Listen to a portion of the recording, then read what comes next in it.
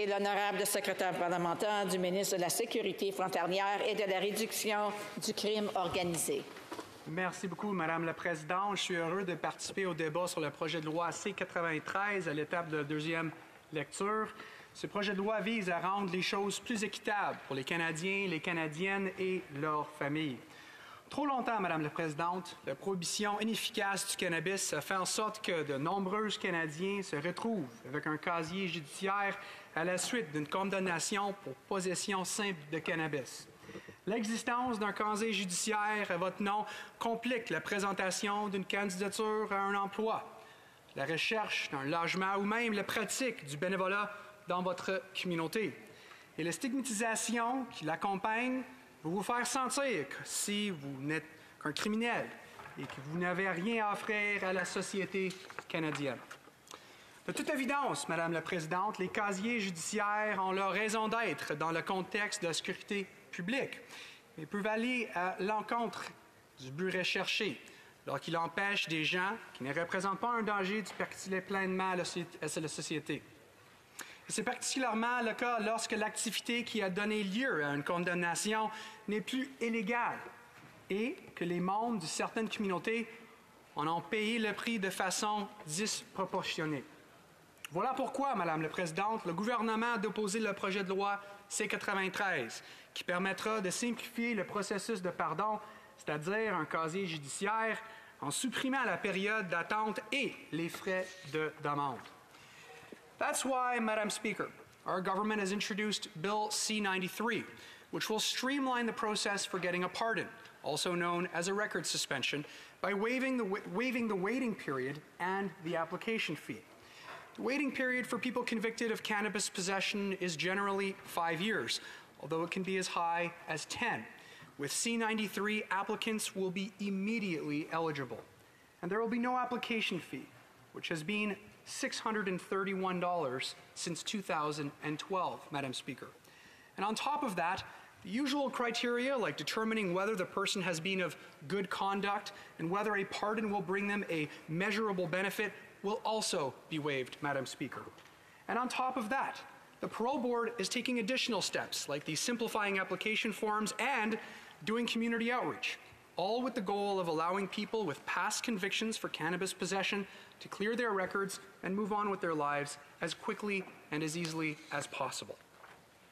This is one of the final chapters in the unfortunate story of cannabis prohibition in Canada that goes back almost a century, Madam Speaker.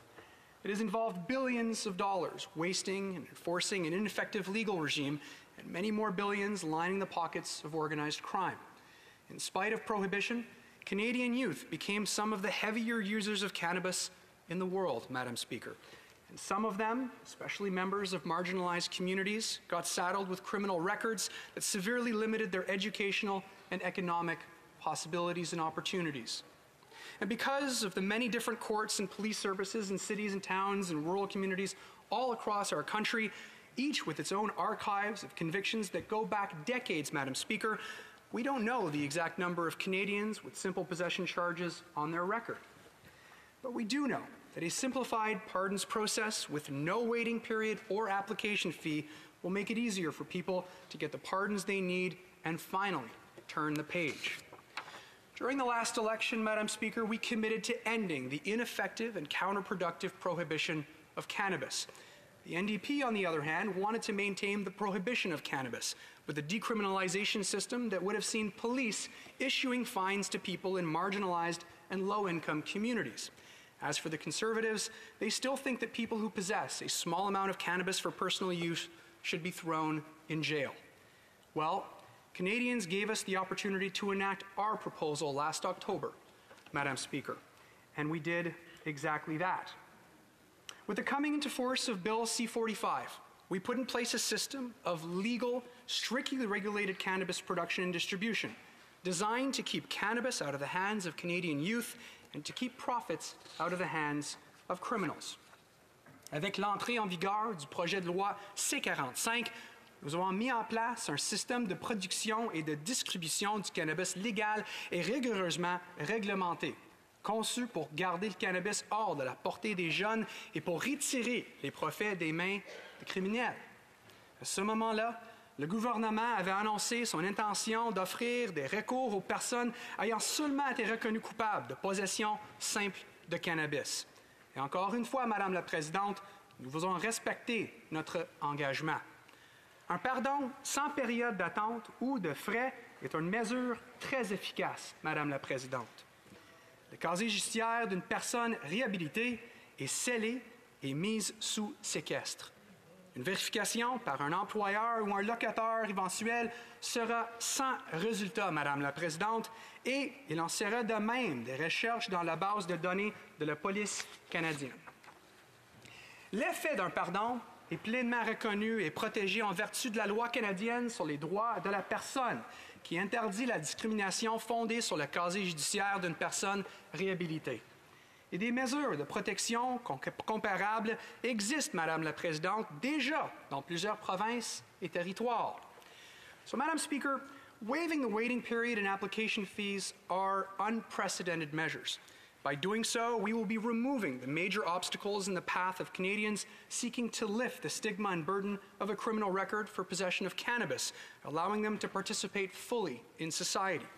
We can't go back in time and give them back the opportunities that they've lost, Madam Speaker, but we can give them a way of moving forward.